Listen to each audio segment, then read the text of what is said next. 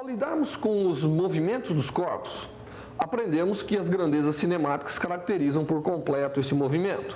Então nós aprendemos que velocidade, aceleração e, evidentemente, o vetor que caracteriza a posição do corpo em cada instante são as grandezas cinemáticas que caracterizam por completo o movimento de um corpo. As grandezas cinemáticas, elas evidentemente se alteram. Como nós vimos, conhecendo a aceleração, é possível se verificar como que a velocidade altera-se com o tempo. Conhecendo essa velocidade, como que se dá o desenrolar do posicionamento do corpo com o passar do tempo. Mas nós não vimos o que causa essas modificações. Para nós, a existência de aceleração ela era algo inerente ao processo de movimento. Mas, na verdade, nós sabemos que para alterar as grandezas cinemáticas é necessário a ação de um agente externo. Intuitivamente, nós já sabemos que para se alterar as grandezas cinemáticas é preciso a ação de um agente externo. Porém, não sabemos até agora quem é esse agente externo, como se manifesta e de que maneira está relacionada a amplitude da ação do agente externo com a mudança das grandezas cinemáticas. Evidentemente, esse agente externo é normalmente definido de força. Para se alterar o movimento de um corpo, é necessário que haja a atuação de uma força sobre ele. E a relação entre essa força com a mudança das grandezas cinemáticas foi brilhantemente feita por Newton, através de um conjunto de leis básicas da mecânica, que são as chamadas leis de Newton. Na aula de hoje, nós queremos enunciar as famosas leis de Newton para a mecânica e aprender como relacionar a força, que é a ação do mundo externo sobre um sistema considerado, com a variação das características de movimento de um corpo. Normalmente, o estado de movimento não é apenas caracterizado pelas grandezas cinemáticas. Para vermos isso, vamos imaginar alguns exemplos.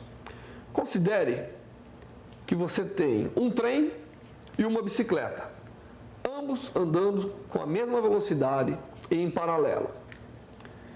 Agora você vai tentar modificar o estado de movimento desses dois corpos. Nós sabemos, e isso ninguém precisa saber as leis de Newton para saber isso, que é muito mais difícil você alterar o estado de movimento do trem do que da bicicleta. Para alterar o estado de movimento do trem precisa de um esforço, de uma ação externa muito grande. Enquanto, para alterar o estado de movimento de uma bicicleta, você precisa de pouco. Quem sabe somente um empurrão é capaz de mudar por completo o estado de movimento da bicicleta. Apesar da bicicleta e do trem terem em comum movimento, a mesma velocidade, tem algo que diferencia muito os dois, que é a massa. A quantidade de matéria associada com o trem e a quantidade de matéria associada com a bicicleta são distintas. E para o estado de movimento, para alterar o estado de movimento, a quantidade de matéria faz bastante diferença, como acabamos de ver por esse exemplo que compara uma bicicleta com um trem.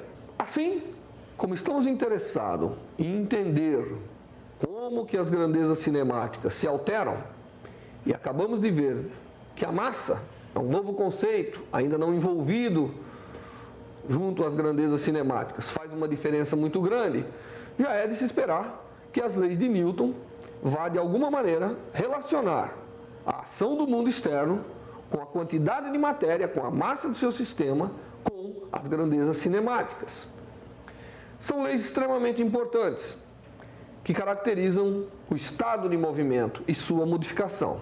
Como estamos interessados em entender o que causa o movimento e o que causa a mudança do movimento, das grandezas envolvidas no movimento, é necessário que a gente entenda e defina novas grandezas físicas. Vamos considerar duas situações físicas. Primeiro, considere dois corpos iguais, dois carros, duas bolas que rolam, duas bicicletas, dois seres humanos que caminham, qualquer dois corpos. Nós sabemos que aquele que tem maior velocidade vai demandar maior esforço de um agente externo para alterar o movimento. Então, dois atletas que correm, aquele que anda mais devagar fica mais fácil de você empurrar para fora do que aquele que anda mais rápido. Portanto, para se mudar o estado de movimento, tem muito a ver com a velocidade envolvida no processo. Vamos imaginar uma segunda situação. Uma situação onde nós temos dois corpos distintos, caminhando com a mesma velocidade. Eu lembro novamente o exemplo do trem e do ciclista, ambos andando com a mesma velocidade. É evidente que, nesse caso, o corpo mais massivo, e aqui por massa, eu gostaria de deixar claro que a massa não tem só a ver com o volume, com a forma, tem a ver com a quantidade de matéria que, de fato, existe naquele corpo, não é? Constituição do corpo, de átomos e moléculas e tudo isso, e a quantidade dessa matéria é que caracteriza a massa. Você pode ter um balão de gás enorme, cuja massa é menor do que um bloquinho de metal. Portanto, a massa está mais associada com a quantidade de matéria. Portanto, os corpos que têm maior quantidade de matéria, evidentemente, necessitam também um esforço maior. Portanto, assim que a física entendeu essas características, que o corpo com maior velocidade, por alguma razão, é mais difícil de você alterar, fazer uma ação sobre ele para alterar o estado de movimento, para alterar as grandezas cinemáticas. E quanto maior a massa, também o esforço necessário é maior. Assim que a física entendeu isso, ela definiu uma grandeza importante, que é a grandeza denominada de quantidade de movimento. E como nós vimos que, de alguma forma, essa quantidade de movimento está associada com massa e velocidade, foi definida a quantidade de movimento, que é também chamada de momento linear, pelo produto da massa de um corpo pela sua velocidade. Bom, evidentemente a massa é um conceito novo para nós vamos ter chance de verificar mais, mas é um conceito intuitivo. Quando se fala em massa, todo mundo sabe dizer, inclusive da sua relação com o peso, que também nós veremos mais adiante. Muito bem, então, para caracterizar o movimento de um corpo, e principalmente para poder entender as alterações que esse movimento vai sofrer sob a ação de um agente externo, é importante que nós trabalhemos com essa grandeza chamada de quantidade de movimento ou momentum linear de um corpo. Evidentemente, um corpo terá momentum quando tem massa e quando tem velocidade, do ponto de vista da mecânica. Claro, nós veremos em cursos mais avançados que, às vezes, um fluxo de energia que não contém massa, em princípio, também pode carregar momento, etc. Mas isso é outro assunto. Então, nós temos aqui o produto da massa pela velocidade e vamos caracterizar sempre o movimento por essa quantidade. E, para nós, ela expressa, de fato, a quantidade de movimento. Em alguns livros textos, essa quantidade P é também denominada de Q, às vezes. Isaac Newton, no seu famoso livro Principia, que na verdade é um título um pouco mais extenso, mas popularmente conhecido como Principia, em 1687, conseguiu relacionar, através de uma análise genial, o que acontece com essa grandeza chamada quantidade de movimento de um corpo quando você tem ação de agentes externos, quando você tem atuação de força sobre o sistema. E, genialmente, ele conseguiu resumir todos os efeitos esperados nas chamadas leis de Newton. As leis de Newton são três. A primeira, denominada lei da inércia. A segunda é a lei de força, é a lei que quantifica a força com a alteração da quantidade de movimento de um corpo mecânico. E a terceira lei é a lei da ação e reação, que lida quando um corpo atua sobre o outro, quando há contato físico ou não, mas quando há um esforço de um corpo sobre o outro. A primeira lei de Newton é também denominada de lei da inércia. Cada livro vai enunciar de uma forma diferente, mas basicamente a lei diz o seguinte: todo corpo permanece em repouso ou em movimento retilíneo uniforme, a menos que seja obrigado a modificar seu estado de movimento pela ação de forças externas. Essa lei, ela estabelece vários conceitos importantes. Primeiro, é que ela estabelece que o estado natural de movimento de um corpo não é só o repouso, como acreditava-se na antiguidade ou mesmo até próximo à vinda de Newton. Ele diz que o estado natural de movimento de um corpo pode ser repouso, mas pode ser movimento retilíneo uniforme. Assim, um corpo parado está no seu estado natural, mas um corpo que se desloca em movimento retilíneo uniforme, como poderíamos imaginar um cometa viajando pelo cosmos, ou um astro qualquer viajando pelo cosmos, também está no seu estado natural e espontâneo de movimento. Esse conceito mudou bastante a maneira de se ver, a mecânica, a maneira de se ver o movimento dos corpos. Então esse é um conceito importante, de que o estado natural de movimento de um corpo pode ser repouso, mas pode ser também movimento retilíneo uniforme. Então a classe de movimentos retilíneo uniforme continua sendo um estado natural. Não há necessidade da ação de nenhum agente externo para que o corpo permaneça em movimento retilíneo uniforme, assim como não há para que ele permaneça em repouso. Depois envolve um outro conceito importante, que o corpo permanecerá nesse estado a menos que seja obrigado a modificar. Aí sim começa a entrar a ação de agentes externos. Os agentes externos são capazes de modificar os estados naturais de movimento de corpos. Então, novamente, esses conceitos envolvidos na primeira lei também estão associados com a massa, porque, de alguma forma, ele diz que a tendência de um movimento, de um corpo, é permanecer no seu estado de movimento, a menos que seja obrigado a sair. E, evidentemente, para retirá-lo, para transportá-lo de um estado de movimento, caracterizado por uma quantidade de movimento, como nós acabamos de definir, para uma outra, é necessário a ação de um agente externo e a quantidade de força ou a quantidade de interferência de um agente externo vai depender muito da massa, como nós vimos através do exemplo do trem e da bicicleta. Portanto, essa tendência em permanecer no seu estado de movimento depende muito da quantidade de matéria envolvida, porque é mais fácil mudar o estado de movimento quando você tem pouca matéria envolvida do que quando você tem muita matéria envolvida. Por isso que ela é também chamada da lei da inércia, porque de uma maneira ou de outra ela caracteriza a inércia. Para Newton, inércia é um conceito definido como a resistência de um corpo em sofrer alteração no seu estado natural de movimento. Então, um corpo que apresenta uma resistência maior em mudar o seu estado de movimento, apresenta uma inércia maior. E nós sabemos que isso tem muito a ver com a massa. Não devemos confundir a definição de inércia com a definição de massa. Massa é quantidade de matéria. Inércia é uma tendência em se modificar o estado de movimento ou não. É uma resistência à mudança do estado de movimento. Dizemos que a inércia é maior quando a resistência em se alterar o estado de movimento de um corpo é maior. Então, no nosso exemplo do trem, o trem e a bicicleta e o ciclista, o trem teria uma inércia maior, né? E normalmente o conceito de inércia é associado com essa resistência de mudança. Quando algo resiste muito à mudança, a gente diz que aquilo tem uma inércia grande. Muito bem. Definido a inércia, seria interessante nós entendermos alguns exemplos, algumas situações físicas que ilustram a primeira lei de Newton, ou lei da inércia. Imagine que você está viajando num ônibus. O ônibus desloca-se numa avenida com movimento retilíneo uniforme.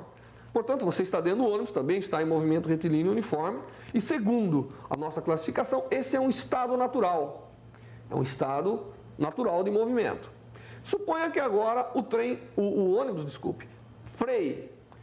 Qual que é a tendência sua? É permanecer no seu estado natural. Então, a sua tendência é permanecer em movimento. E, evidentemente, se você não se segurar, você vai para frente do ônibus e, quem sabe, até sofrendo impacto com a janela e assim por diante. Então, você tem essa tendência a permanecer no seu estado de movimento. Como a freada do ônibus. É a ação externa, né, do contato do ônibus com o chão e assim por diante, obrigando a mudança desse estado de movimento, você dentro queria permanecer no seu estado natural, obedecendo a primeira lei de Newton. Outro exemplo, imagine novamente que você está dentro do mesmo ônibus. só que ao invés de frear agora, ele faz uma curva abrupta. Nessa curva, qual é a sua tendência? A sua tendência é permanecer em movimento retilíneo uniforme. Então, se você também não estiver segurando, você sai pela tangente do movimento nesse caso. Essa também é uma constatação da primeira lei de Newton. E existem inúmeros outros exemplos que nós poderíamos citar com relação à primeira lei de Newton. Da mesma forma que eu peguei exemplos relacionados com movimento, você estava em movimento, queria permanecer em movimento, você também pode ficar em repouso. Imagine um ônibus parado agora. Você está dentro dele também parado. Quando o ônibus começa o movimento, qual é a sua tendência? É permanecer parado. Portanto, você vai para trás, ou no carro, e assim por diante. Então, essa ilustração mostra bem, explica bem, a primeira lei de Newton, que é a lei da inércia. A inércia é um conceito dinâmico, na verdade. Nós vamos ver que como ela se manifesta na hora de se modificar o estado de movimento, ele é um conceito dinâmico, não é um conceito estático. Não é algo que só se manifesta quando tudo está parado. A inércia se manifesta quando há essa tendência em modificação do estado de movimento. A dinâmica, evidentemente, da mesma forma que a cinemática só se preocupa com as grandezas que caracterizam o movimento, a dinâmica na mecânica se caracteriza com as causas. Portanto, todas as grandezas envolvidas aí com mudanças de estado de movimento são por nós denominadas de grandezas dinâmicas. Enquanto a primeira lei de Newton é bastante conceitual, um pouco abstrata, envolve um conceito de inércia, não há números envolvidos, exceto a massa talvez, mas é mais conceitual. A segunda lei de Newton, por sua vez, ela de fato tenta relacionar de forma matemática a quantidade de movimento de um corpo e sua variação com a ação de uma força externa. Portanto, ela diz que a modificação do movimento é proporcional à força atuante. Como o movimento é caracterizado por P, quantidade de movimento, como eu expliquei, a taxa de variação, o quanto o momento varia com o tempo, é relacionado com a força externa. Portanto, a ação de uma força externa causa a variação da quantidade de movimento e elas são relacionadas por essa expressão. Como nós sabemos, a quantidade de movimento é o produto da massa vezes a velocidade. Caso a massa seja constante, não há variação de massa de um corpo. Então, por exemplo, um caminhão que está caindo areia não se caracteriza nisso que eu estou dizendo. Mas caso a massa de um sistema seja constante, então nós podemos escrever que a força é igual a massa sendo constante, ela sai da derivada, não é? Então ela fica como a massa vezes a derivada da velocidade com relação ao tempo. A variação da velocidade com relação ao tempo é o que nós chamamos de aceleração. Daí a famosa expressão de que F é ma, ou seja, a força é proporcional à aceleração e a constante de proporcionalidade é a massa do sistema. Mas isso vale somente para os casos onde a massa do sistema é constante.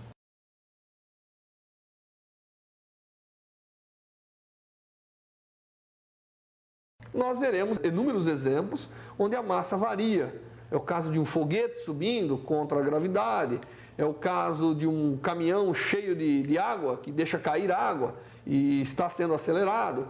Nesses casos, evidentemente, nós temos que olhar a variação da quantidade de movimento total, não somente a aceleração do sistema. Bem, mas caso de uma forma mais geral possível, nós poderíamos escrever que a força externa que age sobre um sistema, é a variação da quantidade de movimento, que aqui é mv, dt, e como ambos podem, em princípio, variar, tanto a velocidade quanto a aceleração, então, da forma mais geral, a força externa vai ser exatamente a massa vezes a derivada da velocidade com relação ao tempo, mais a velocidade vezes a variação da massa com o tempo. Então, essa seria, de uma maneira mais geral, a expressão analítica da lei de Newton, que vale para qualquer caso, não somente para os casos de massa constante. É evidente que a maioria dos exemplos que nós temos, a massa não varia, mas não são todos. Como eu já mencionei alguns, há exemplos onde a massa varia e, portanto, é necessário não desprezar a contribuição da variação de massa, da taxa de variação de massa com o tempo, para correlacionar a alteração do estado de movimento com a força total agindo sobre o sistema. Bom, essa lei é uma lei que pode ser verificada experimentalmente, inclusive, não é? Se nós imaginarmos a seguinte situação, seja um corpo, né? Vamos imaginar um corpo que de massa M, colocado sobre um plano. Imaginemos aqui um corpinho que tem uma determinada massa M. E sobre ele é feita uma força externa F. Eu não estou colocando mais aqui a notação vetorial, porque está bem caracterizado o vetor força. O resultado da ação da força sobre essa massa, segundo a lei de Newton, é o aparecimento de uma aceleração na direção da força. Nós lembrarmos, por caso de massa constante, força é igual a ma. Portanto, força e aceleração são as grandezas vetoriais que têm as mesmas características, estão na mesma direção, né, e sentido. Muito bem, agora imagina que eu pegue e colhe aqui nesse corpo, mantendo a mesma força, eu dobre a massa. Eu tenho agora 2m. Eu posso observar que se eu mantiver a amplitude da força externa, o que acontece é que a minha aceleração deixa de ser A e passa a ser A sobre 2. Tá certo? E aí eu poderia repetir esse feito, mostrando que, de fato, quando eu multiplicar a massa, mantendo a força externa aplicada, eu divido pelo mesmo número a aceleração, mostrando dessa forma a proporcionalidade entre o agente causador, a força, com a grandeza cinemática, que no caso a aceleração. Tem uma proporcionalidade, não é? E essa constante de proporcionalidade é a massa. Então, o que esse experimento mostra é a dependência do resultado da ação de uma força com a massa do sistema. Dobrando a massa, mantendo a força, a aceleração divide por 2, comprovando essa proporcionalidade, força-aceleração. Muito bem. É claro que se eu fizer agora o seguinte, se eu dobrar a força, voltando à nossa situação inicial, se eu dobrar a força, se eu, de alguma maneira, meu agente externo for capaz de vir aqui e multiplicar a ação por 2, então agora é 2F, eu noto imediatamente que a aceleração multiplica-se por 2 também. Novamente, comprovando essa proporcionalidade. Isso pode ser feito experimentalmente, né? E você pode também fazer. Basta você tentar empurrar a mesa, faz um esforço, aumenta o esforço, você vai ver que a taxa de variação da velocidade da mesa vai depender muito do esforço que você está fazendo, demonstrando essa proporcionalidade. Embora todas as leis de Newton sejam importantes, a segunda, ela é em especial importante, porque ela quantifica, né, o conceito de movimento e conjugado com a ação de um agente externo. Finalmente, a terceira lei de Newton, ela diz respeito à chamada ação-reação. Newton verificou que toda vez que um objeto efetua um esforço, uma força sobre o outro também efetua sobre o primeiro. Não é difícil de verificar, basta você apertar a mesa que está à sua frente para você sentir que é como se a mesa fizesse uma força sobre você. Newton caracteriza a ação do agente como ação e a ação do objeto que tomou como reação. É claro que poderia ser invertido, mas a toda ação corresponde uma reação. O interessante é que ação e reação atuam nos corpos diferentes. Da mesma maneira que eu empurrando a mesa, estou fazendo uma ação, uma força sobre a mesa respondendo faz uma reação sobre a minha mão. Existe uma situação interessante de ação-reação. Num caso de uma luta de boxe. Toda vez que o lutador de boxe desfaz um golpe, né, que pega o adversário também fez o mesmo esforço na sua mão. Evidentemente, o efeito é diferente, porque o esforço na mão e o esforço no abdômen ou na cabeça, são diferentes. Mas a ação e a reação são iguais e opostas. Então, a mesma força que foi feita é recebida de volta, através da reação.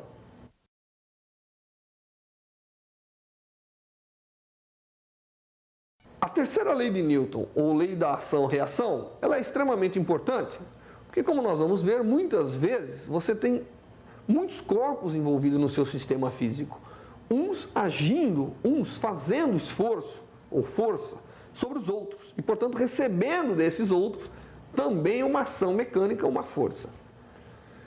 Às vezes a gente se ilude achando que ação e reação se cancelam. Normalmente elas não se cancelam, porque elas atuam em corpos diferentes. Você vem e faz um esforço sobre a mesa faz um esforço sobre você. O seu esforço é sobre a mesa, portanto, o efeito do seu esforço é em modificar o estado de movimento da mesa. Poderia ser grande o suficiente para tirá-la do estado de repouso e colocá-la em movimento. Por outro lado, a reação da mesa é sobre você, tá certo? E o efeito é de modificar o seu estado de movimento. Então, por exemplo, minha mão está em movimento. A partir do momento que entra em contato com a lousa, ela muda o seu estado de movimento. E ela muda o seu estado de movimento devido à reação que a mesa, ou a lousa aqui no caso, fez sobre a mão. Em algumas situações, imagine o seguinte, imagine que você está se afogando. E você então, naquele estado de desespero, tenta se salvar puxando o seu próprio cabelo. Claro que no meu caso não daria para fazer esse exemplo, mas a maioria de vocês dá para fazer. É claro que você não consegue se levantar puxando o seu próprio cabelo. Por quê? Porque nesse caso, as partes de ação, puxar o cabelo, e reação, cabelo puxando a sua mão, estão de alguma maneira conectadas pelo seu próprio corpo. Aí sim, nesse caso, elas se cancelam, porque estão conectadas no mesmo corpo. Tá certo? E, evidentemente, não haverá efeito nenhum. O seu estado de movimento continuará igual. Se você está afundando, vai continuar afundando. Imagine que você tem um corpo em repouso sobre a superfície da Terra. Onde estão as ações e reações nesse caso? Em primeiro lugar, o peso, que nós não vimos ainda a parte de gravitação, mas é a força com que a Terra atrai os corpos. Ela existe mesmo que o corpo estiver caindo. Ela não precisa ter contato para existir. Ela pode existir mesmo quando os corpos estão à distância. Aliás, essa é uma das características básicas da gravidade, da gravitação. Ela existe mesmo quando os corpos não estão em contato. Portanto, a reação do peso não está no contato, está na própria Terra. Da mesma maneira que a Terra puxa, atrai um corpo, o corpo atrai a Terra.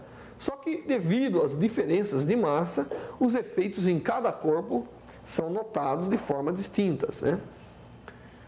Muito bem. Então, você tem o peso e a reação do peso, vou chamar o peso de W, e a reação do peso deve estar lá na Terra, W', porque o agente que faz a ação causando o peso é a Terra. Portanto, a reação está na Terra. Agora, o corpo está em repouso, ele tem uma força de contato. A Terra está agindo, ou a superfície agora, está agindo uma força sobre ele. Normalmente, essas forças de contato, elas são perpendiculares à superfície e nós chamamos de força normal. E abreviamos pela letra N. Claro que são vetores. Tudo aqui agora são vetores. Bom, então, o chão faz uma ação, né, sobre o corpo através dessa força de contato. Evidentemente, isso apareceu porque o corpo estava fazendo uma ação N' sobre a superfície. E, evidentemente, N' e W podem ou não ser iguais. Vai depender não somente da existência de contato, como vai depender do estado de movimento disso tudo. Um exemplo é você no interior de um elevador. A hora que o elevador sobe ou a hora que o elevador desce, o seu peso ou a força com que a Terra te puxa não alterou. Mas a força que você faz no chão do elevador, essa sim alterou. Então, dependendo do estado de movimento desse sistema em contato, a força com que o objeto faz e, portanto, a sua reação serão distintas. É comum a gente confundir a reação do peso como estando no contato. Isso é um erro. A reação do peso está na Terra. A Terra nos atrai, nós atraímos a Terra. Essa é a ação-reação. A força de contato é uma força adicional a isso tudo, que em situações de equilíbrio perfeito, evidentemente todas essas forças podem se igualar. Mas nem sempre isso acontece. Nem sempre podemos dizer que a reação ao peso, a força gravitacional, que nós chamamos de peso, está no contato. Bom, uma vez que nós aprendemos as leis de Newton, elas são leis bastante conceituais, correto? E que, em princípio, nos permitiria analisar qualquer situação envolvendo forças, envolvendo tendências a alterar o estado de movimento. Então, nós vamos ver alguns exemplos agora. Os exemplos normalmente se caracterizam em dois grandes grupos. Ou eu conheço as forças externas que agem sobre o sistema e estou interessado em saber como que o sistema vai responder. Então, nesse caso, eu conheço as forças, quero saber qual é a resposta em termos de movimento, em termos de grandezas de movimento, que o sistema vai me apresentar. Às vezes é o contrário. Eu conheço o estado de movimento, eu entendo como que o sistema se comporta do ponto de vista de movimento e quero entender quais são as forças que estão causando aquele estado de movimento. O equilíbrio, por exemplo, a estática, onde tudo está parado, é um exemplo onde eu conheço o estado de movimento, parado, e quero saber qual é a conjugação, qual é o conjunto de forças externas capaz de fazer com que o sistema permaneça em equilíbrio. Como primeiro exemplo, para que apliquemos as leis de Newton que acabamos de estudar, vamos considerar o chamado plano inclinado. Imagine que você tem um corpo sobre um plano e esse plano vai se inclinando. Claro que na ausência de atrito, que é um tipo de força que nós vamos estudar em breve, na próxima aula, né? Esse corpo vai descer, evidentemente, mas ele vai descer, dependendo da inclinação, ele vai descer mais rapidamente ou mais lentamente. Ou em outras palavras, a aceleração que esse corpo vai adquirir paralela ao plano inclinado vai depender muito da inclinação e de outros fatos. Nós queremos descobrir qual é essa aceleração. Esse é o nosso problema nesse momento, é descobrir qual é essa grandeza cinemática. Claro que, para resolver isso, eu tenho que ver todas as forças envolvidas no problema e tentar aplicar as leis de Newton para isso. A força aqui, a mais importante, evidentemente, é a força peso. É a força com que a Terra puxa esse corpo. E essa força é sempre vertical, perpendicular. Então, eu vou dividir as direções em duas. Vou chamar de x a direção paralela ao plano, que é a direção na qual eu estou interessado em verificar qual vai ser a aceleração do corpo. E a perpendicular, que eu vou chamar de y. E, evidentemente, eu sei, pela configuração do sistema, que não há movimentação na direção y, só há movimentação na direção x. Muito bem, vamos usar então esses fatos para determinar como será a aceleração do corpo paralela ao plano. Eu fiz aqui um novo desenho e nós vamos começar a representar as forças envolvidas. Primeiro, eu tenho na vertical a força peso. Se esse sistema tem uma massa m, evidentemente a força peso é a massa vezes a aceleração da gravidade, não é? Aqui também é um caso de aplicação da lei de Newton. Quando o corpo é atraído pela Terra, ele sempre adquire a mesma aceleração, que é a aceleração da gravidade. Portanto, o produto da massa vezes a aceleração nos fornece a força peso, que é a força com que a Terra atrai o corpo. Então, aqui já é uma aplicação da lei de Newton, não é? Se a gente souber que todos os corpos caem com a mesma aceleração, como foi demonstrado por Galileu. Muito bem, essa força é vertical. E se a gente analisar aqui, né, o nosso plano inclinado, se esse ângulo é alfa, sendo vertical a força, ela será perpendicular ao plano, portanto, como a soma dos ângulos internos de um triângulo dá 180 graus, sendo aqui 90, aqui é alfa, aqui tem que ser 90 menos alfa. E como esses dois ângulos somam 90, esse ângulo também é alfa. Portanto, o ângulo que o peso faz com o chamado eixo dos y aqui é alfa. Bom, essa é a força externa, vamos dizer, devido à Terra. Evidentemente, como há contato e como a existência do plano impede o movimento na direção Y, eu devo ter ali uma força, que é a força de contato, que eu vou chamar de N, né? De alguma maneira impedindo o movimento nessa direção. Portanto, as forças aqui não estão causando aceleração, portanto elas vão ter que se somar igual a zero. Então, essas são todas as forças envolvidas no corpo. É a força-peso mais a força de contato, criado a partir do momento que esse corpo encostou-se no plano. Como eu sei que não há movimento nessa direção, eu sei que a soma das forças na direção Y aqui, soma de Fy, tem que ser zero, porque não está causando nenhuma aceleração naquela direção. Portanto, a soma das forças é a normal menos essa componente da força-peso, que é mg, cosseno do ângulo alfa. Isso tem que ser zero. Portanto, a força normal é igual a mg em amplitude, claro que ela é oposta, ela está na direção mais, enquanto a componente do peso está na direção menos do eixo y. mg cosseno de alfa. Essa é a força de contato nesse caso, que como você pode ver, quando o alfa for 90 graus, ela não existe, é zero, por isso que o corpo cai livremente se esse plano se inclinar até 90 graus. Agora, na direção x, né, existe também uma força na direção x. Qual é essa força na direção x? Bom, na direção x, nós só temos uma componente do peso na direção x. O peso, né, pode ser decomposto na direção y, como nós vimos, e na direção x ele tem uma componente. E essa componente não encontra nenhuma outra força feita sobre o corpo. Portanto, a somatória das forças na direção x é exatamente mg seno de alfa, né? Porque se a gente olhar isso como um triângulo, essa componente seria o cateto oposto ao ângulo alfa.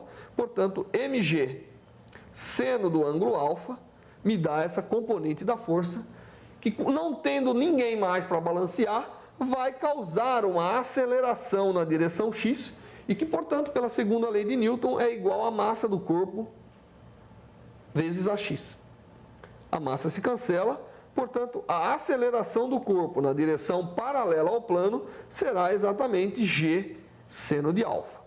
Então, aqui é um desses exemplos onde eu conheço as forças que estão agindo sobre o corpo e fui capaz, aplicando as leis de Newton, descobrir qual é a grandeza cinemática que vai caracterizar o movimento, ou seja, a aceleração paralela ao plano sendo uma menor do que a aceleração da gravidade, evidentemente. Quando o alfa vai a zero, essa aceleração vai a zero. Quando o alfa vai a 90 graus, essa aceleração vira exatamente a aceleração da gravidade e o corpo cai livremente. Vamos ver como segundo exemplo de aplicação das leis de Newton, o chamado corpo suspenso. Aqui eu tenho um corpo de massa m, um bloco de massa, que está suspenso por duas cordas. Essas cordas, evidentemente, têm tamanho fixo e determinam ângulos que eu vou chamar de θ1 e θ2 com a horizontal. Então, esses são ângulos que caracterizam a geometria de suspensão do corpo. Evidentemente, esse é um caso onde eu conheço bem o estado de movimento. O corpo está em repouso e nós queremos saber quais são as forças envolvidas. Aqui no caso, quando eu tenho essas cordas segurando o corpo, evidentemente, elas estão sujeitas a uma tensão. E eu estou querendo saber qual o valor da tensão em cada uma das cordas. Para isso eu tenho que representar todas as forças envolvidas no sistema, saber que ele está em repouso, saber o estado de movimento e aplicar as leis de Newton para determinar as forças. Vamos começar representando aqui, determinando um sistema de eixos que é conveniente nesse caso e que nós vamos chamar o vertical como y e o horizontal como x. E eu vou representar o ponto de contato aqui como centro do sistema de coordenadas, porque dali, mais ou menos, é onde todas as forças estão envolvidas. Então, a primeira força que nós temos é a força peso do corpo. Então, estando suspenso, existe aqui uma força que é mg, né? A gravidade não deixou de existir, principalmente porque se ela não existisse, o corpo não teria como estar suspenso, né? A suspensão de um corpo é o equilíbrio, de alguma forma, da ação da gravidade. Aí nós temos, nesse primeiro nessa primeira corda, nós temos aqui, né, uma tensão. E, evidentemente, ao longo de uma corda, a tensão está localizada na sua direção. E o sentido dessa tensão, evidentemente, tem que ser para cima. Por quê? Porque o corpo está puxando a corda para baixo. E a corda está puxando o corpo para cima. Como eu estou representando as forças que atuam no corpo, eu estou representando a ação da corda sobre o corpo. A reação dessa ação vai estar na própria corda. Mas, né, sobre o corpo, o que existe é a corda puxando na mesma direção da corda, portanto, num ângulo θ2, com uma tensão que eu vou chamar de T2. T maiúsculo 2. Bom, por outro lado, a corda 1 também está sujeita a uma tensão, portanto, ela puxa o corpo com uma tensão que nós vamos chamar de T1, né, segundo um ângulo que nós vamos chamar de θ1. É o mesmo ângulo da corda. Sempre nos problemas que envolvem cordas, a tensão está sempre localizada ao longo da corda. Esse é um fato importante para saber. E mais ainda, como as cordas aqui envolvidas têm massa desprezível, elas têm o mesmo nível de tensão em todos os seus pontos. Isso também nós vamos abordar mais adiante. Então agora eu tenho aqui representada as forças envolvidas no corpo. Não existe nenhuma outra força envolvida no corpo. Eu conheço o mg, mas evidentemente não conheço T1 e T2. Para mim eles são incógnitas, não conheço. Mas eu vou aplicar as leis de Newton da mesma maneira como eu já apliquei a lei da ação-reação para desenhar essas forças sobre o corpo. Eu vou agora aplicar as leis de Newton para verificar que, sabendo que esse corpo está em repouso, qual deve ser o valor dessas tensões. Então nós sabemos que na direção x escolhida, né, a somatória das componentes x da força deve ser nula, porque não há movimento na direção x. E a somatória das forças na direção y também deve ser zero, porque não há movimento na direção y. Isso aqui caracteriza por completo o equilíbrio, o estado de movimento, que aqui no caso é repouso. Bem, eu sempre estou utilizando as componentes das forças para analisar cada direção do movimento. Eu posso fazer isso porque aqui, um apêndice aqui, né? Porque a força, na verdade, é uma grandeza vetorial. E ela pode ser escrita como sendo a sua componente x, né, na direção y, no versor y, como nós vimos anteriormente, mais a sua componente na direção j, e isso tem que ser igual a massa vezes a componente x da aceleração, mais a massa vezes a componente y da aceleração, que aqui está fora da tela. Mas nós podemos, como a i e j são ortogonais, nós podemos associar tudo o que acontece na direção x, né? As forças x vão causar movimento na direção x, da mesma maneira que as forças y vão causar movimento na direção y. Então nós sempre podemos, né, no caso dessas grandezas independentes e ortogonais, nós sempre podemos analisar componente por componente, e é isso que nós estamos fazendo. Então na direção x, nós temos uma componente da força T2 cosseno de θ2, que é essa componente da força na direção x, menos T1 cosseno de θ1. Isso tem que ser igual a zero. E na direção y, nós temos T1 seno de θ1 mais T2 seno de θ2 menos mg, também igual a zero. Esse é um sistema de equações que tem duas equações e duas incógnitas. Eu conheço tudo menos o valor de T1 e T2. Eu posso resolver esse sistema, é uma coisa simples de fazer, fica como exercício para o leitor, e resolvendo esse sistema de equações, nós obtemos quem é T1 e quem é T2. Portanto, resolvendo o sistema, nós obtemos que T1 é igual a mg seno de θ1 dividido por seno de θ1 mais θ2. Isso é o que nós obtemos resolvendo aquele sistema de equações. Enquanto T2 vai ser igual a mg seno de θ2 dividido por seno de θ1 mais θ2.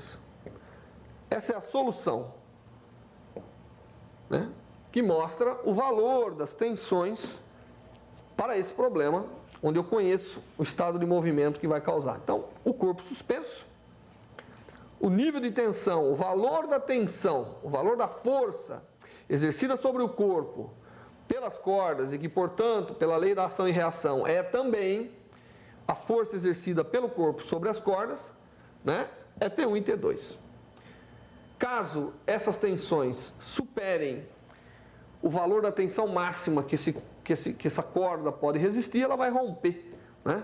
E poderá romper uma, outra ou as duas, dependendo dos valores de T1 e T2. Nesse exemplo agora, nós temos dois corpos ligados por uma corda que ela não se distende ao esforço mecânico e tem massa desprezível. Então imagine dois corpos de massa M1 e M2 que estão ligados por uma corda. E um agente externo vai fazer uma força F aqui. O que nós queremos saber? Nós queremos saber qual vai ser o movimento disso e qual é a força existente nessa corda. Bom, primeiro, para o agente externo, se os corpos estão ligados ou não interessa. Interessa é a massa total que ele vai ter que modificar o estado de movimento. No caso, M1 mais M2. Então, aplicando a lei de Newton para esse caso, de cara nós temos que F vai ser igual à massa total do sistema, M1 mais M2, vezes a aceleração. Portanto, a aceleração vai ser igual à força externa aplicada, dividido por M1 mais M2. Essa é a aceleração que surge no sistema, na direção da força, devido à existência da força. Claro que como o sistema todo está em movimento, com aceleração A, cada uma de suas partes, aqui no caso, porque a corda é inextensível, também estarão com a mesma aceleração. Então vamos agora começar a olhar as forças envolvidas internas do sistema. O que acontece? Esse corpo aqui está sendo puxado, está acelerado, e ele evidentemente puxa a corda, portanto a corda também puxa o corpo. E ele puxa com uma tensão que eu vou chamar de T. E essa tensão se transmite até o outro extremo e a corda novamente puxa o corpo 1 com a mesma tensão T. Portanto, quem movimenta o corpo 1 é, na verdade, a força, a tensão T. Portanto, vale para ele, para essa parte do sistema, não para o todo, mas para essa parte, vale também a segunda lei de Newton, de que a força total feita sobre ele, que é a tensão, é a massa dele vezes a aceleração. Portanto, vai ser igual a M1F dividido por M1 mais M2. Isso já nos dá a tensão da corda. Tá certo? Aqui envolve ação-reação. Aqui é a ação do agente externo. A reação dessa força está, evidentemente, né, o agente que está puxando esse sistema todo também está sentindo uma reação de valor F. Aqui temos as tensões na corda, que podem ser facilmente determinadas analisando o movimento, o estado de movimento de uma parte do sistema. Poderíamos também analisar a outra e dizer que F menos T vai ser igual a M2A. E a conclusão que nós tiramos dessa expressão é o mesmo T. Se nós fizermos F menos T, substituirmos no lugar do A, M2 vezes F sobre M1 mais M2, temos aqui uma equação e que resolvendo para T, obtemos exatamente que é M1F dividido por M1 mais M2. Claro, o estado de tensão na corda, que é o esforço que a corda faz no corpo 2, e que também vai ser o esforço que a corda faz no corpo 1, são iguais nas duas relações. Nesse exemplo, nós vamos ver agora dois corpos que estão em contato. Então, imagine uma mesa, você tem dois blocos, um de massa M1, um de massa M2, em contato, e um agente externo faz uma força F, empurrando esses dois corpos. Nós queremos saber, aprender, qual é a força de contato entre esse sistema. Muito bem, novamente, o agente externo está fazendo um esforço sobre o sistema todo, portanto, ele está mudando o estado de movimento de M1 mais M2 nesse caso. Então, portanto, pela segunda lei de Newton, F é igual à massa total do sistema cujo estado de movimento está sendo alterado, vezes a aceleração. Então, esse sistema vai adquirir uma aceleração A na direção da força, e essa aceleração A é exatamente F total, dividido por M1 mais M2. Muito bem, então nós já sabemos qual é a grandeza cinemática que está envolvida. Vamos agora olhar a interface entre os dois corpos. Olhando a interface entre os dois corpos, o que nós vemos? A gente vê que o corpo M1 empurra o corpo M2 com uma força de contato, que eu vou chamar de N12, força do 1 sobre o 2. Deixa eu representar aqui. Aqui está a superfície de contato. Sobre o corpo 2 age uma força que eu chamei de N12. Evidentemente, a reação dessa força está no corpo 1. Portanto, existe aqui uma força contrária que vale N21. E N12 e N21 são iguais, porque elas são ação e reação, mas agindo em corpos diferentes. Se eu quiser descobrir qual é o valor dessa força de contato, eu olho, por exemplo, o movimento do corpo 2, de uma parte do sistema. Olhando o movimento do corpo 2, eu sei que ele está sujeito a uma aceleração A, causada pela força externa. Mas a força que está fazendo com que ele faça isso é o contato de 1 com 2. Portanto, N12 tem que ser igual à massa do corpo 2 vezes a aceleração. Portanto, a força N12 é igual a M2 vezes a aceleração, que é F dividido por M1 mais M2. E, portanto, eu sei que a força de contato é, nesse caso, o produto de M2 pela força externa dividido pela massa total do sistema. Então, essa é a força de contato, é a força que causa o movimento da segunda parte do sistema, quando o todo é forçado a mudar o seu estado de movimento por um agente externo que faz uma força F. Esses exemplos que nós vimos são exemplos simples, mas evidentemente os exemplos mais complicados que nós vamos ver, normalmente são composições de um grande número de coisas simples, formando um sistema um pouco mais complexo. Como demonstração prática da aula de hoje, nós vamos mostrar em ação o efeito da inércia dos corpos. O experimento que nós vamos fazer consiste em um bloco de 12 quilos que vai ser pendurado por duas cordas idênticas.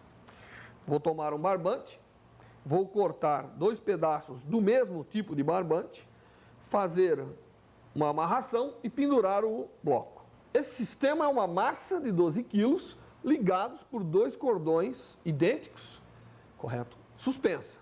Evidentemente, a tensão nesse cordão é muito maior do que a desse, porque esse cordão suporta todo o peso da massa que está aqui.